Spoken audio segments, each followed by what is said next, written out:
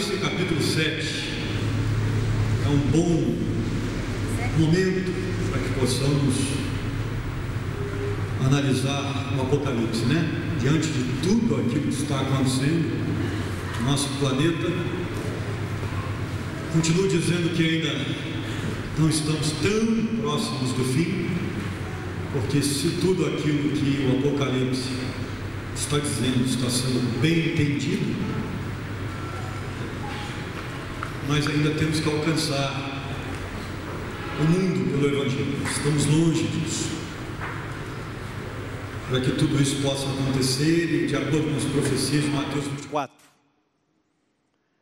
Mas, lembrando que o Apocalipse pode começar a acontecer para nós a qualquer instante.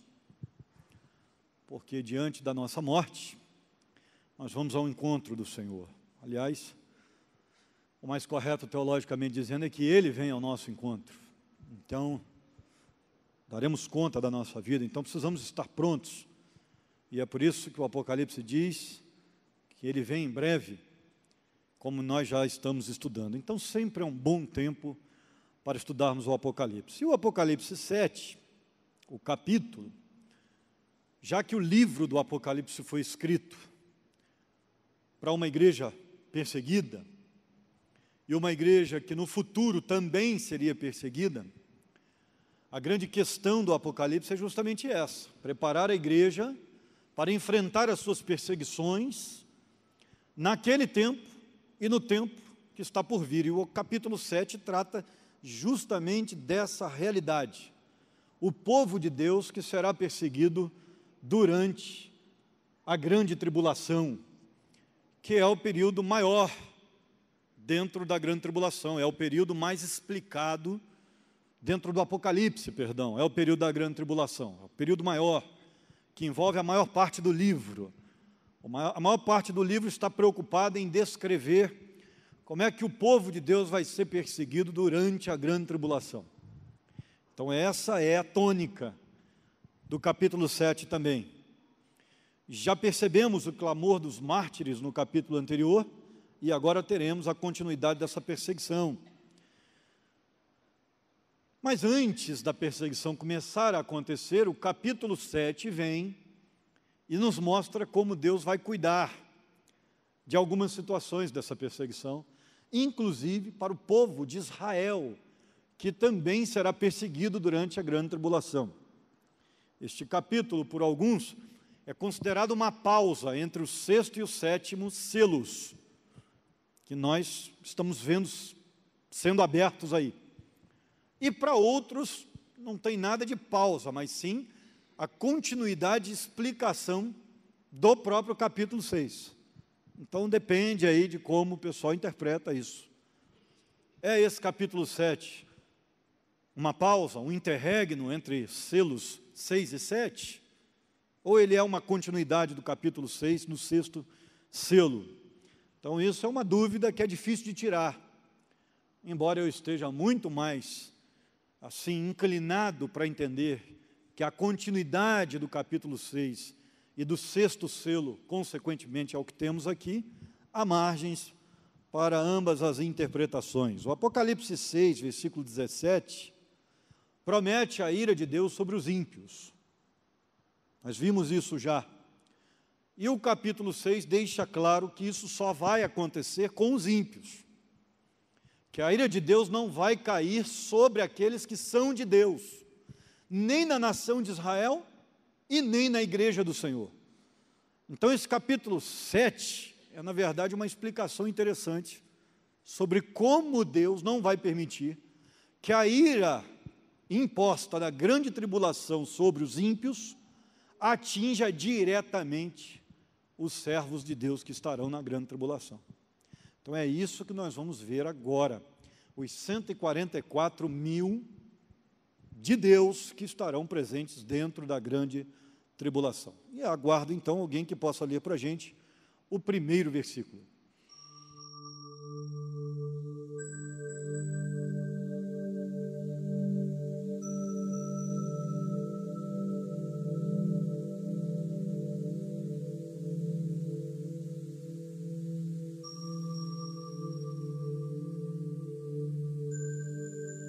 Ok, os 4 anjos de pé, nos 4 cantos da terra, fazem alusão a uma ideia muito interessante daquela época, de que, por conta das 4 direções universais, norte, sul, leste, oeste, nós sabemos essas orientações geográficas, nós conhecemos isso até hoje, mas os pontos já eram conhecidos naquela época. Os pontos cardeais já eram realidade naquela época, eles já dividiam assim a ideia de direção. Oriente, Ocidente, por aí vai, direção de norte, sul.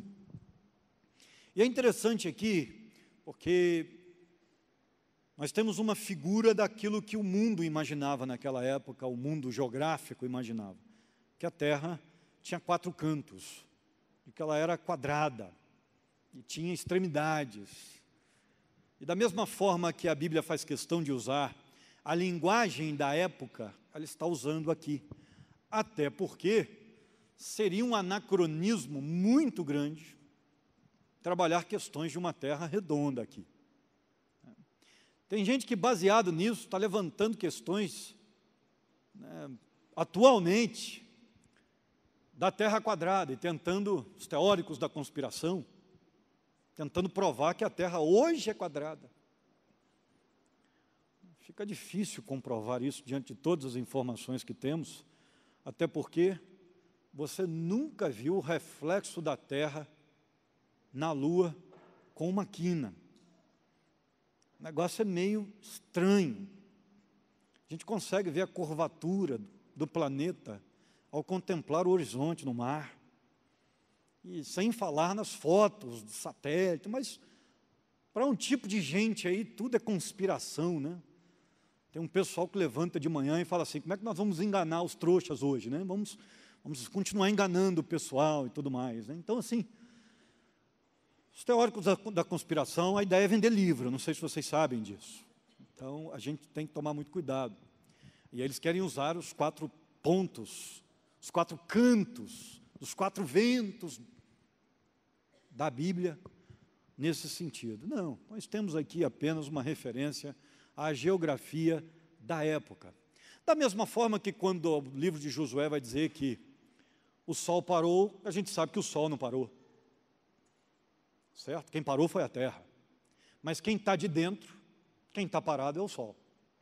Quem está na superfície do planeta não conseguia perceber essa ideia do movimento do planeta.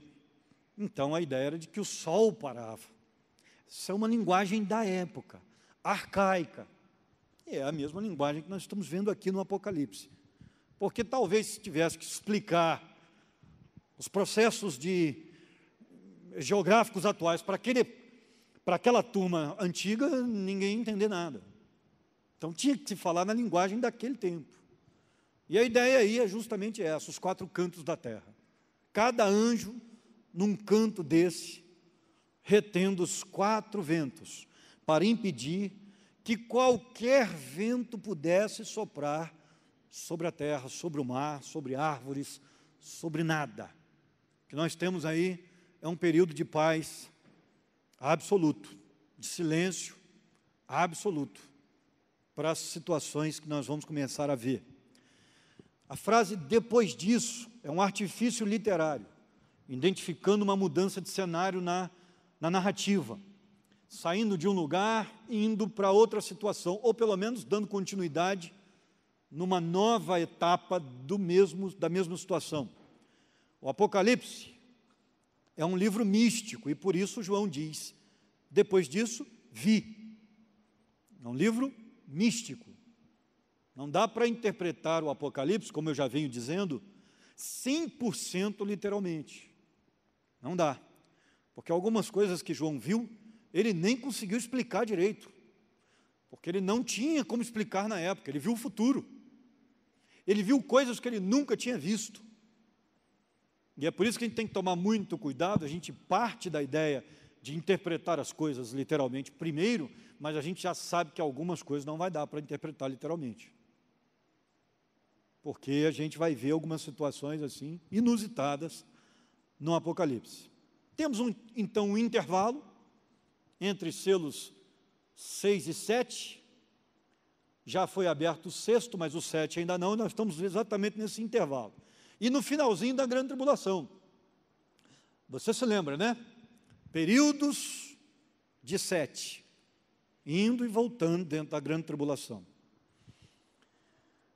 Então nós temos aqui judeus, neste capítulo, daqui a pouco eu vou explicar melhor, por que penso assim, sendo protegidos por Deus dentro da grande tribulação. Protegidos de quê, pastor? Da ira de Deus. Eles são selados. E há um período, então, de silêncio, no primeiro versículo, para que um anjo suba do Oriente e dê informações. Claro que essa ideia de ficar nos 4 cantos, os anjos nos 4 cantos, segurando os ventos, é uma ideia que pode ser, inclusive, somente simbólica, dizendo que Deus controla todo o planeta. Que Ele tem poder para controlar tudo que acontece, inclusive reter os ventos. Versículo de número 2.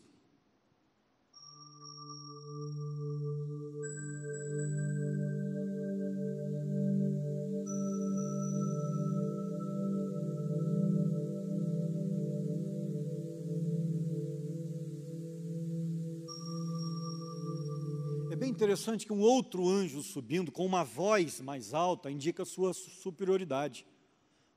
Ou superioridade missiva, ou superioridade funcional. Pode ser missiva pelo fato de ser apenas para aquela ocasião que esse anjo está exercendo autoridade. Ele pode ter sido pode ter sido enviado por Jesus imediatamente, por Deus Pai imediatamente para essa função. Ou então, ele pode ser uma autoridade no meio dos anjos. Nós não sabemos qual é a realidade aqui, mas a verdade é que, com uma voz alta, ele indica a sua superioridade sobre os demais, sobre os outros 4 anjos que estão segurando os ventos, e ele tem um selo do Deus vivo na mão. Um selo. Eu já expliquei para você nos estudos anteriores o que era um selo. Um selo, muitas vezes, era colocado sobre uma propriedade, uma carta, garantindo a sua chegada ao destino. E os judeus que vão aparecer aí daqui a pouco, receberão esse selo. Um selo que vai protegê-los até o destino final, como acontecia nas cartas antigamente. Versículo 3.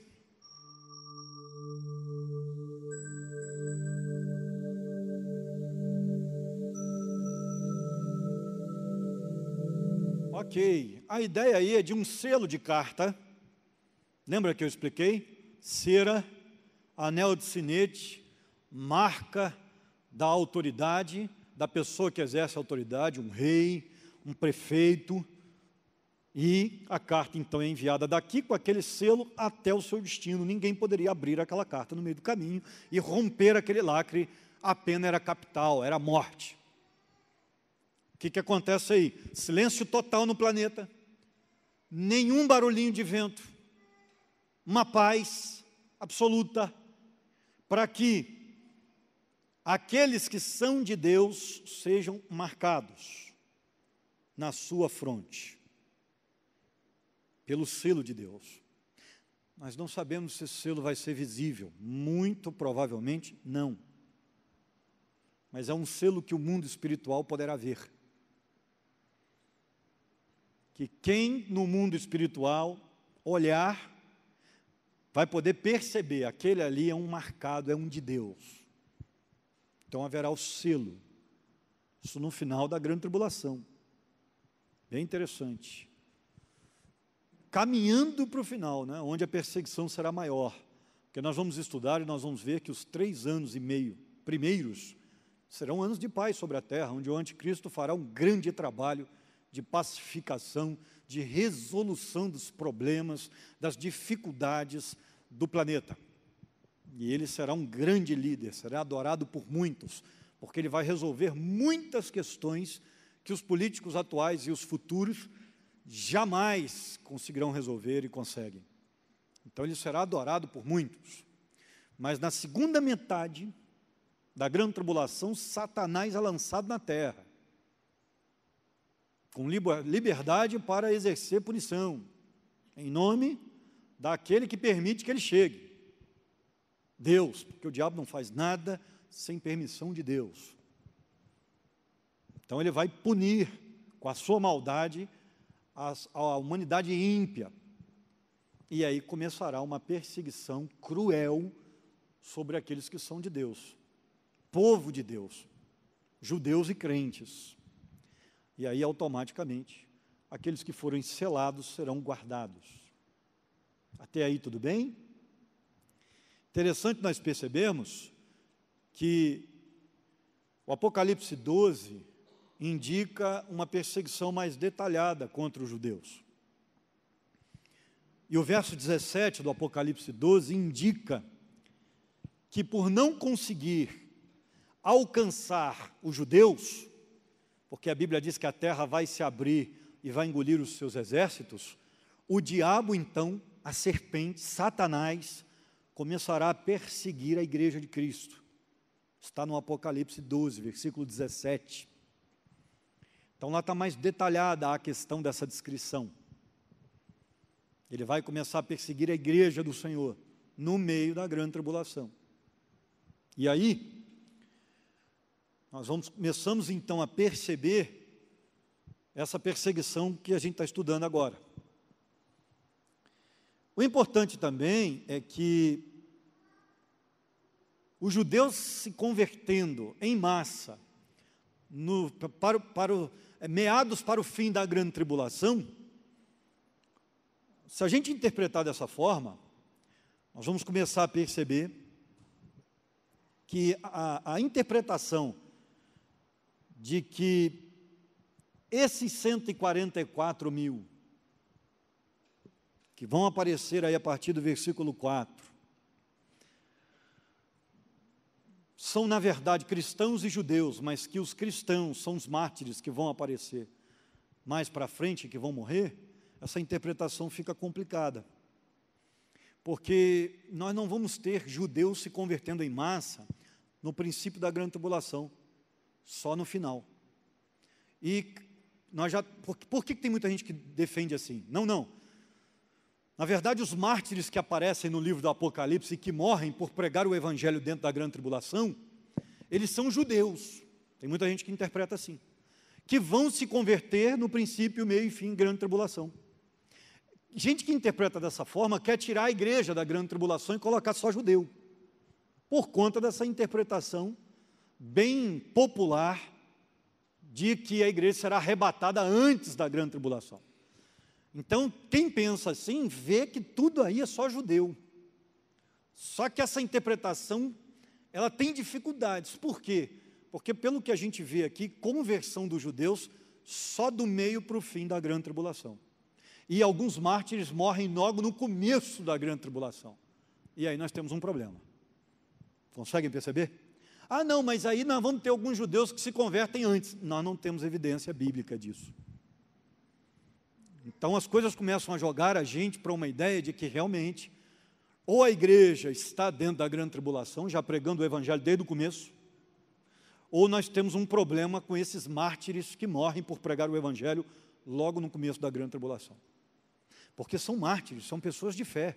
Não é gente que teria, entre aspas, ficado para trás no arrebatamento. Ah, então são pessoas estrategicamente deixadas por Deus? É uma ideia interessante, só não há apoio bíblico de nenhum versículo para isso. Aí a gente começa a encontrar dificuldades para realmente interpretar os textos. Ok? Então, até a palavra servos aqui, que aparece aqui no versículo 3, selemos as testas dos servos do nosso Deus. Essa palavra é uma palavra para escravo. É um eufemismo, aí a tradução é eufemista, porque a palavra aí é escravo, Deus está colocando o selo em quem é dele, já. Quem está estabelecido como servo dele. Então fica muito complicado aí de trabalhar a ideia de quem não é convertido ainda. Certo? Fica muito claro. E o selo só aparece para o final da grande tribulação, justamente no momento em que os judeus vão se converter. Então eles vão se convertendo, vão se tornando servos de Deus, propriedade de Deus, e vão sendo protegidos dentro da grande tribulação. Versículos 4 a 8, se alguém puder, leia para a gente.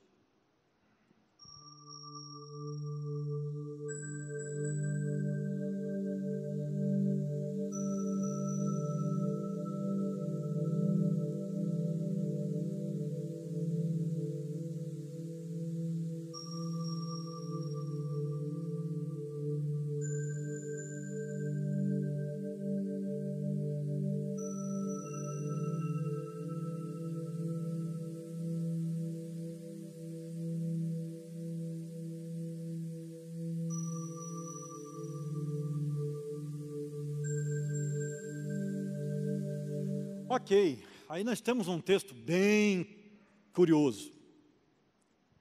Há uma discussão grandiosa com relação a esses 144 mil. Os testemunhos de Jeová se colocam dentro dessa, exclusivamente dentro dessa parcela. Mas deixa eu dizer uma coisa para você, muito complicado serem os testemunhos de Jeová. O texto é muito claro em dizer que são judeus, das 12 tribos de Israel. A lista que aparece aqui exclui Dan, um dos 12 filhos de Jacó.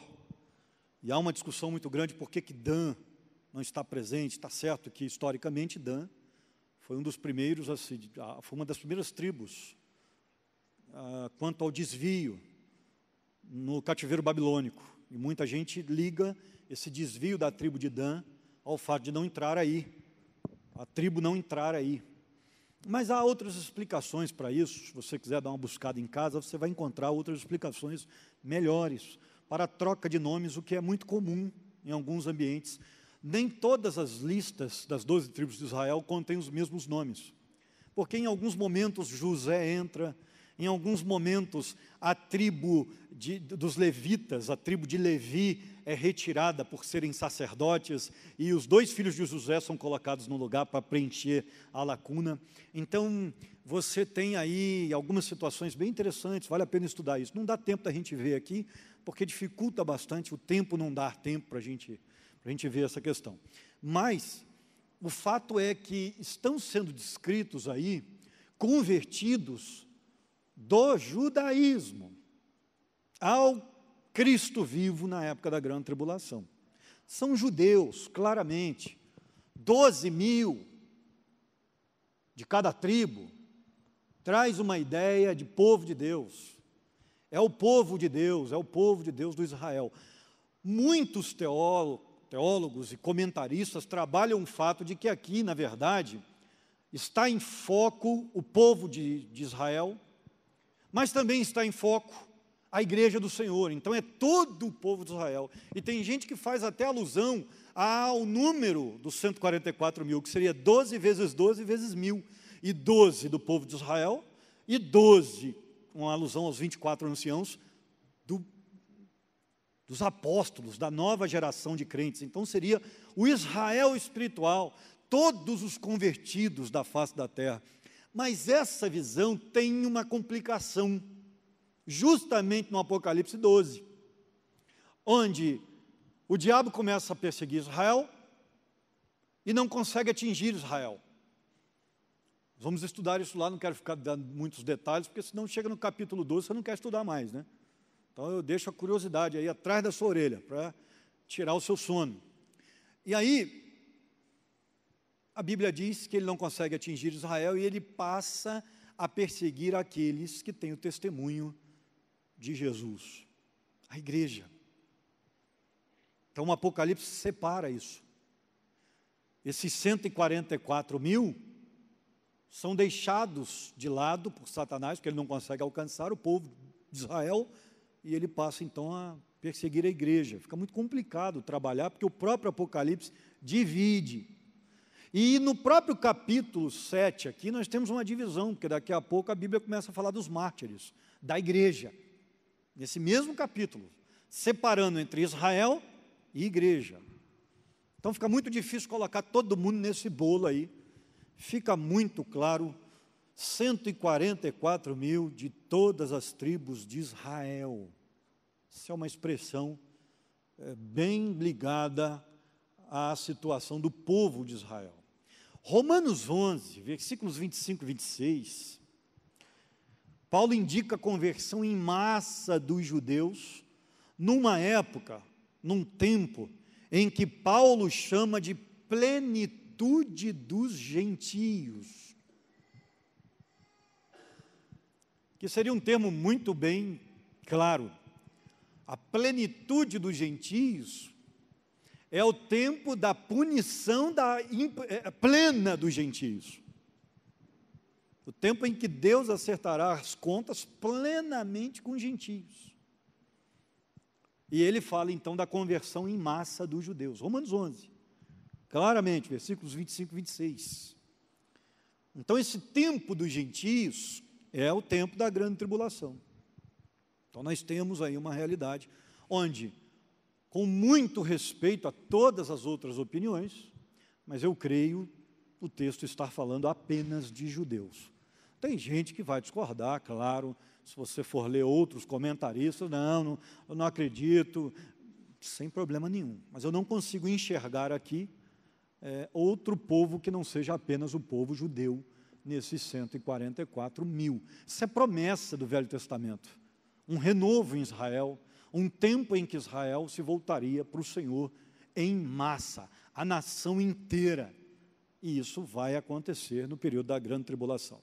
E, consequentemente, para quem crê, no milênio também.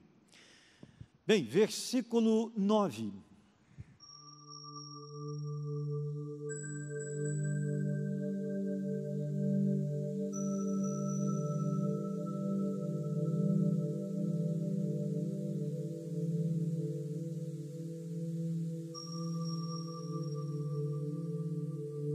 Ok, e aí João é levado ao futuro, mais um pouco na frente, e ele começa a contemplar uma grande multidão que ninguém podia contar, de convertidos ao Senhor já no céu, glorificados. Está vendo como é que o Apocalipse leva você lá na frente, traz para a terra, leva de novo? Isso é uma realidade do Apocalipse. É uma cena proléptica aí, ela está antes do tempo que João está vendo. Aliás, ela aparece antes do tempo, porque ela só vai ocorrer depois, mas ele vê antes. Pessoas de todas as tribos, raças, nações, povos, diante do Cordeiro com vestes brancas, indicando sua santidade, e segurando palmas, que era um objeto de adoração às pessoas que passavam, os heróis de guerra. E essas pessoas são pessoas que vieram de martírio, que morreram por pregar o Evangelho, como o restante do Apocalipse aí, do capítulo 7 vai descrever. Então fica muito claro que a partir de agora nós estamos vendo a igreja, não mais Israel. E olha a diferença interessante de tempo, os judeus dentro da grande tribulação e os salvos no céu. Aí você vai dizer assim, mas pastor, não seriam salvos já no céu porque foram arrebatados? Não, aqui estão os mártires. É uma multidão, mas de mártires. Porque você vai ver a igreja, no capítulo 12, dentro da grande tribulação. Então, como é que ela está dentro da grande tribulação e no céu ao mesmo tempo, se todo mundo chega junto? A única explicação plausível é que João está vendo lá na frente. Por que está vendo lá na frente? Porque é um capítulo escrito para confortar o coração de quem vai sofrer na grande tribulação. O que Deus está passando para a gente? Atenção, povo aí meu dos judeus. Vocês vão passar dias difíceis, mas eu vou guardar vocês com o meu selo. E atenção, igreja, minha esposa querida, minha noiva querida, que na época do casamento vai virar esposa, né? E quem interpreta dessa forma, acreditando no milênio, entende que o milênio é a festa de casamento, é a festa do encontro do noivo com a noiva, onde ele vem buscar para o casamento e levar para a casa do Pai, no céu. Por isso que o milênio está no capítulo 20.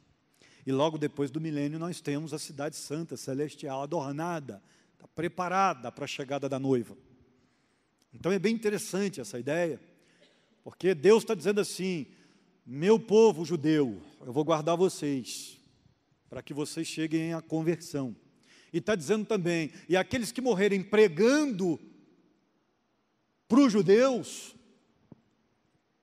não ficarão sem que justiça seja feita por conta dessa perseguição e morte. É uma palavra de encorajamento, o capítulo 7. É uma palavra onde Deus diz: olha, segurem-se firmes, vai haver turbulência, mas eu vou cuidar de vocês, de cada situação. Essa é a realidade do capítulo 7. E aí vai valer mais ainda o que Tertuliano, o escritor do segundo século, disse: o sangue dos mártires é a semente da igreja, é o crescimento da igreja.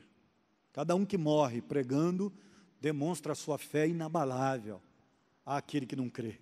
Isso tem um impacto extraordinário, e é o mesmo que acontece conosco, quando uma tragédia nos acomete. Quando uma tragédia acontece na vida do crente, o não crente olha para o crente e pensa assim: rapaz, como é que esse cara está passando isso com tanta fé? Isso mexe com as pessoas. Tanto é que haja vista que está sendo hoje disseminada a ideia de que enterro de crentes é diferente. Enterro de crente não tem tanto desequilíbrio emocional, não tem tanto desespero. Por quê? Porque o crente sabe para onde vai. A família sabe, se é crente, ela aceita o que Deus faz, ela confia em Deus. Pode até parecer um tempo completamente impróprio para a morte de alguém. Agora, cá entre nós, né, com raras exceções de gente que está sofrendo muito sobre uma cama, quando é que morte é tempo oportuno? Quando é que a gente fala de um parente que a gente ama, morreu na hora certinha? Olha, Senhor, não tinha hora melhor para morrer, essa foi ótima. Quando é que a gente diz isso de um filho, de um pai, de uma mãe? Para nós não, nunca é a hora boa. Tanto é que às vezes a gente vê parente da gente sofrendo sobre uma cama, pedindo para morrer, e a gente está pedindo a Deus para não levar. O Senhor leva não, ainda não estou preparado. É ou não é? Mas quando leva, mesmo que seja fora da nossa concepção de tempo oportuno, a gente dá glória a Deus. A gente entende a Deus. A gente louva a Deus, a gente canta com lágrimas nos olhos, mas a gente canta. Por quê? Porque nós somos um povo conhecido como povo que tem esperança. O crente não vive sem esperança. O crente sabe que o seu Redentor vive e que se levantará na terra. O crente sabe disso. E é por isso que a gente confia. Mártires sendo glorificados no céu é uma imagem que nos impulsiona na contínua pregação. É ou não é? O camarada está pregando e está sendo glorificado aí porque foi morto pregando. Isso me enche de coragem.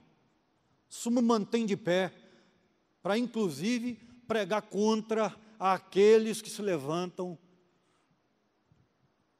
em profundo debate contra a palavra de Deus. De vez em quando eu dou uma engasgada, é porque agora está no YouTube, eu tenho que escolher as palavras. Uma coisa é uma pregação caseira. Agora, você pregar para o Brasil todo, você tem que ter sabedoria. Porque dependendo da frase que você usar, automaticamente o cara que já quer perseguir, já quer prejudicar, já quer atrapalhar, ele já entra com um comentário embaixo, né? No primeiro estudo do ano retrasado, eu falei, não, olha, o primeiro estudo é o estudo mais chato que tem. Mas o que eu estava querendo dizer? Porque ele é o mais longo, e se a gente não tomar cuidado, a gente atrapalha. A gente acaba falando demais o que a palavra de Deus traz de uma maneira tão simples. Mas fazer a introdução ao Apocalipse para você é um negócio difícil. Você tem que explicar um monte de coisa. Acaba ficando cansativo, a gente cansa o povo. Mas não é, eu não queria dizer que a palavra de Deus é que é chata e cansa o povo. Não, é o pregador. Aí o irmão, que claro, interpretou, né, da maneira que ele entendeu, ele colocou embaixo um comentário lá. Estamos no fim do mundo, tipo assim.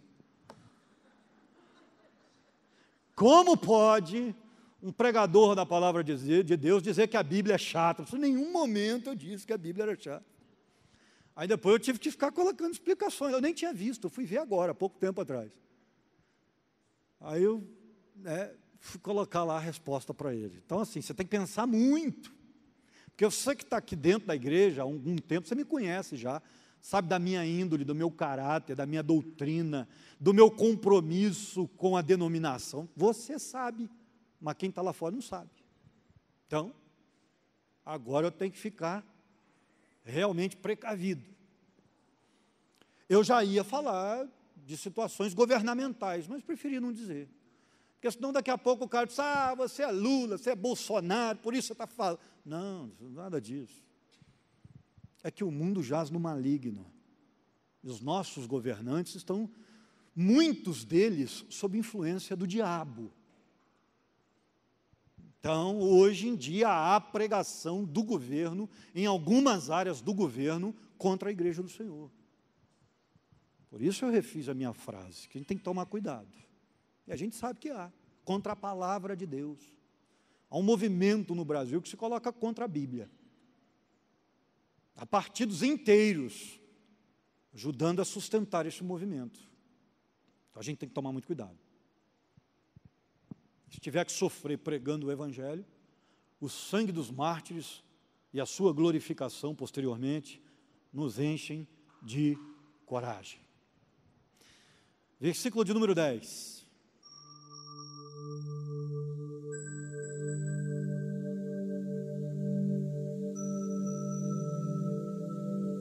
Ok, esse versículo 10 tem um resumo bem interessante. O que ele quer dizer? Que a salvação vem só do Senhor. Não há salvação fora de Deus Pai, de Jesus Cristo. Não há salvação fora do Deus da Bíblia, não há salvação. Nenhum anjo, nenhum santo, nenhuma pessoa, nenhum governo, nenhum presidente. E não haverá também salvação através do anticristo, na época, aí que não haverá mesmo. A salvação vem do Senhor. O termo salvação aqui, tudo indica que parece que ele está se relacionando muito mais com o sentido do Velho Testamento do que propriamente dito do Novo. É a salvação na hora do perigo. É o fato de Deus salvar da catástrofe. E mesmo que a pessoa morra pregando o Evangelho, Deus vai livrá-la de um mal pior. Ele vai salvá-la de algo pior. Então essa é a ideia, é o livramento. Versículos 11 e 12.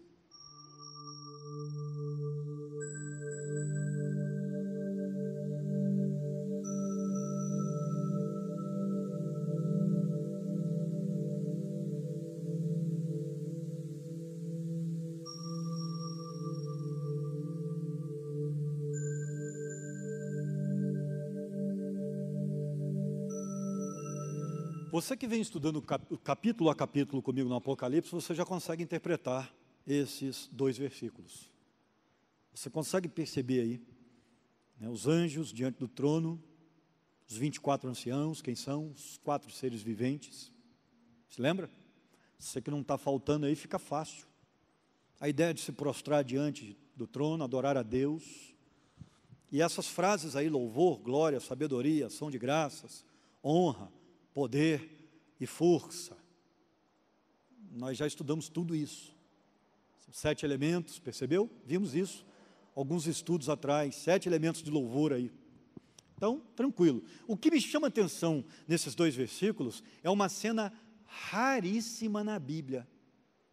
Todos os anjos aparecendo numa passagem, louvando ao Senhor ao mesmo tempo. Isso é uma cena rara, que a gente vê em pouquíssimas passagens da palavra de Deus. Todos os anjos presentes diante do trono e adorando ao Senhor. Que coisa bonita, que João não viu, hein? Você já imaginou isso? E outro detalhe, nós também veremos. Isso vai ser bonito. Versículos 13 e 14.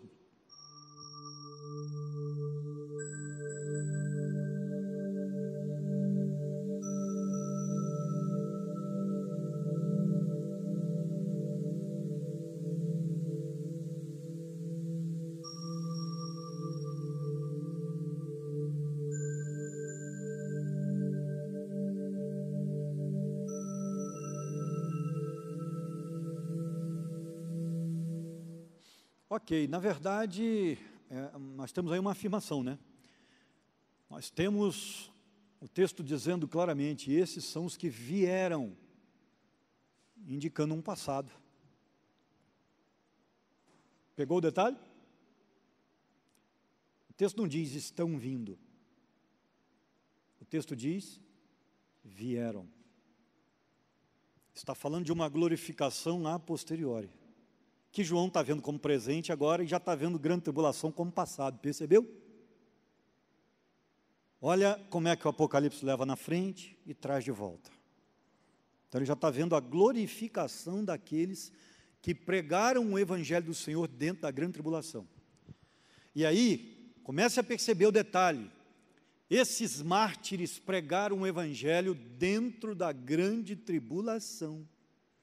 Só mártir que vai ficar para a grande tribulação? Um negócio meio difícil de defender, até porque em nenhum lugar a Bíblia vai dizer. E foram arrebatados os crentes primeiro e ficaram aqueles que iriam morrer pregando o Evangelho. Nenhum momento. Ou a igreja está dentro da grande tribulação, ou ela não está. Mas o fato é que alguns vão morrer pregando o Evangelho, aliás, milhares vão morrer pregando o Evangelho dentro da grande tribulação. Estão vindo agora aí da grande tribulação para o céu que João está vendo. E é por isso que eu continuo afirmando que na minha visão, eu quero deixar isso bem claro, na minha visão, a igreja passa a grande tribulação. Está aí, ó, crente pregando o Evangelho, com vestes almejadas no sangue do Cordeiro, bem interessante isso. Aliás, eu acho que o meu, alvejadas, né? O meu corretor aqui do iPad me vendeu. Essas vestes respingadas pelo sangue do Cordeiro, ou mergulhadas, indicam a verdadeira conversão e o perdão desse pessoal. Esse povo é um povo perdoado. É um povo crente que está aí pregando o Evangelho, morrendo na grande tribulação, e automaticamente sendo glorificado no céu, recebendo a glória e a premiação no céu por tudo aquilo que fez. Versículo 15.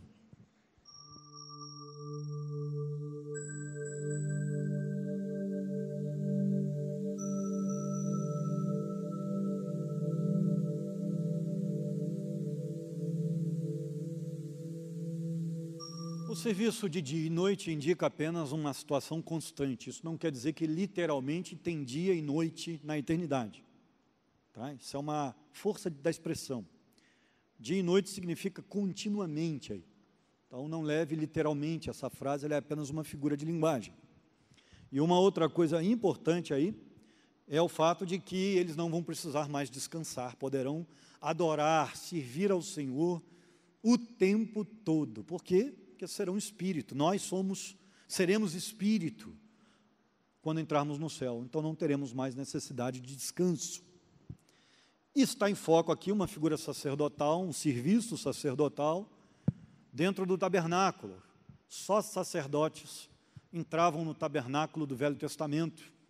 E a Bíblia diz que nós fomos feitos sacerdotes para Deus, porque somos o povo de Deus agora, pregando o Evangelho aí fora, pregando o arrependimento, orando pelos não salvos, alcançando os não salvos, promovendo o encontro entre os não salvos e Cristo. E automaticamente somos sacerdotes agora. Então teremos lugar dentro do tabernáculo. Para o nosso mundo atual, isso não tem tanto significado assim. Parece uma coisa tão normal. É porque a gente está acostumado a entrar na igreja, no templo. O povo judeu não estava. O povo judeu tinha os seus sacerdotes e só os sacerdotes entravam. E o povo ficava do lado de fora, esperando o perdão de Deus. Isso aqui é uma promessa onde Deus está dizendo assim, olha, e aquele que nunca pôde entrar na minha presença, agora vai poder entrar. Rapaz, isso para o judeu é um negócio fortíssimo. Então, essa é a ideia que está aí. A ideia de proximidade, de intimidade. E serve até para a gente, porque nós estamos na presença de Deus aqui na terra, mas ainda não estamos na presença de Deus no céu. A gente vê meio que embaçado agora, não é isso que diz a Bíblia? Mas naquele tempo, quando nós entrarmos na presença de Deus, nós vamos ver face a face. Nós vamos estar com o nosso Cristo para todo sempre.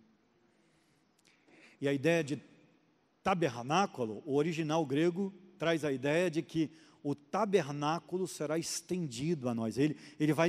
O tabernáculo de Deus vai chegar até a gente. É muito interessante essa passagem. Deus, Ele quer estar conosco. Deus estenderá a sua tenda até a nossa pessoa. Legal. Versículo 16.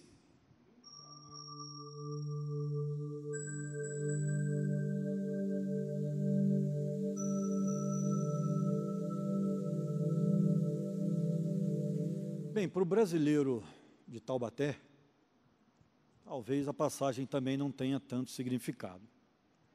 Nunca mais o sol vai ser constante sobre si. Para você que é de São Paulo, terra da garoa, isso aí, legal. Agora, para eu que sou de Volta Redonda, queridão, isso aqui é uma promessa e tanto, tá? Volta Redonda, você entra na cidade, você ganha um sol para você, só para você. Ele vai com você, ele acompanha você, todo o processo que você tiver dentro da cidade, está com um sol em cima de você. Uma das cidades mais quentes do estado, onde 45 graus é uma situação normal. Então, para quem vive no deserto, isso aqui também é uma grande situação. O que o versículo está querendo dizer? Nunca mais haverá sofrimento, desgaste físico, cansaço, sede, nada. Você nunca mais terá falta de nada. Você será plenamente cuidado, sustentado, alimentado por Deus. Eita! E o versículo 17, para a gente terminar.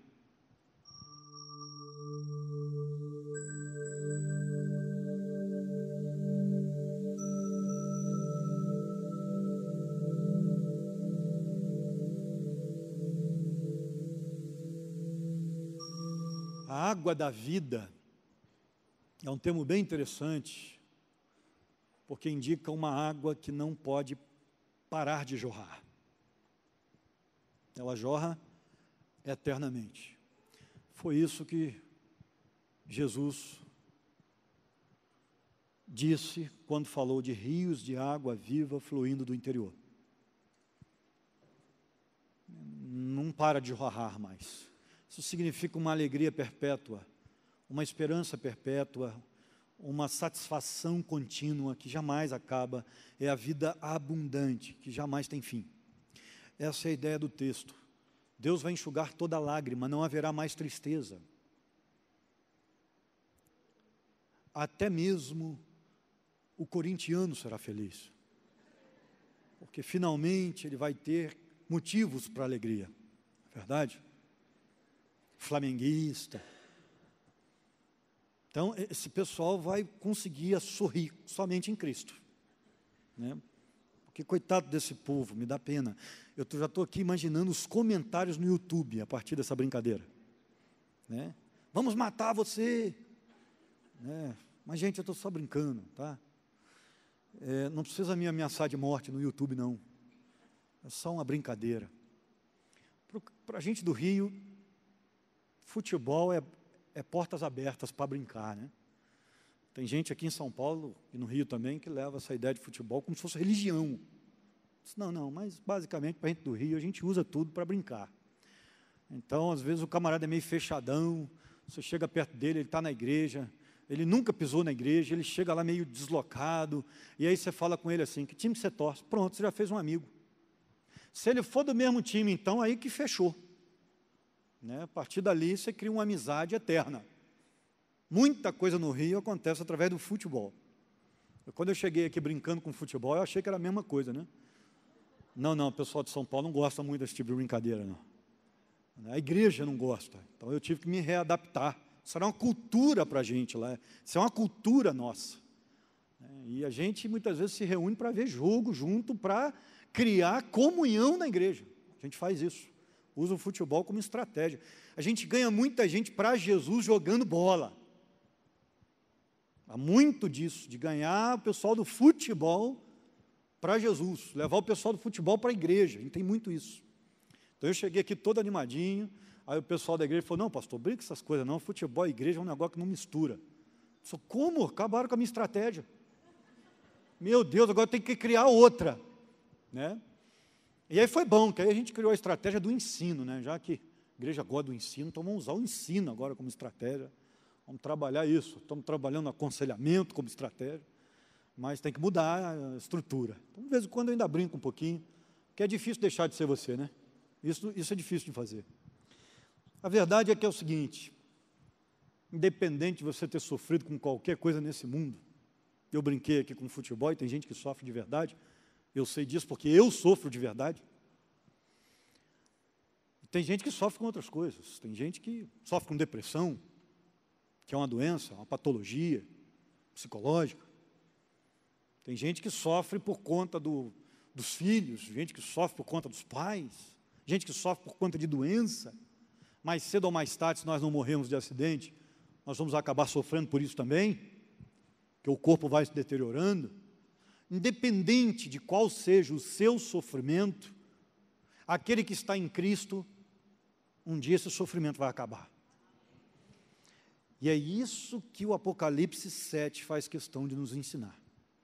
Que o sofrimento tem data e hora marcadas na mente de Deus para terminar.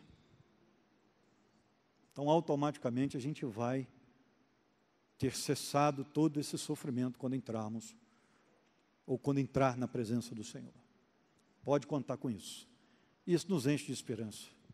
E se, para que eu receba isso, eu preciso pregar até a morte, que esse seja, então, o meu caminho, o caminho do martírio. O que eu não posso fazer é deixar de ser fiel ao meu Senhor, porque Ele vai ser fiel, Ele é o meu pastor. O meu Jesus Cristo me pastoreará na eternidade e cuidará de todas as minhas necessidades. Então eu não posso pensar em deixá-lo agora. Amém, meu irmão? Amém. Sofra o que sofrer, esteja com o Senhor. Vamos orar? Senhor nosso Deus e eterno Pai, ansiamos por aquele dia em que as lágrimas cessarão, que a dor acabará, que o desgaste e o pecado deste mundo não poderão mais nos abalar. Mas enquanto isso estamos aqui, vivos pela graça do Senhor sobre a face desta terra, com todas as privações, provações e limitações. E muitas vezes, ó Deus, ainda acometidos por essas mesmas coisas na vida dos outros, e essas coisas nos atingem. Nós queremos te pedir, Senhor, que tenhas misericórdia do teu povo que sofre, que estejas abrindo as portas para aquele que precisa de um emprego, curando, restaurando aquele que está doente, seja qual for a patologia, abençoando a Deus, aqueles que se sentem esquecidos, menosprezados, escanteados, marginalizados. Em nome de Jesus de Nazaré, estejas demonstrando o teu amor para com aquele que está passando um tempo difícil